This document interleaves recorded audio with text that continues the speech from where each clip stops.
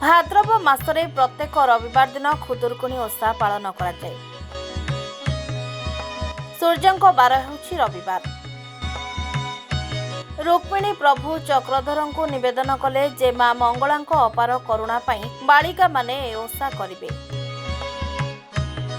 सेहि दिन ठारू मां मंगला पूजा पाउछन्ति। मां मंगलांको स्मृति करी साधव दुलणी अली अली तपईटा भाई मानंकु फेरी पाइथिले और अत्याचारी भाउज मानंको नाक काटी शास्ति देई स्नेहर सान भाउजकु आपणैथिला। सेबेठारु चली आसुछि खुदुरकुणी ओषा परंपरा।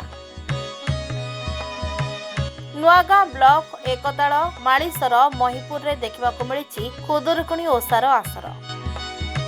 सबुठी कुआरी माने एकत्र होई सकाळु उठी फूल तोड़ी माळ तैयारी करी सुंदर भाबरे मां को पूजा अर्चना करिसंती।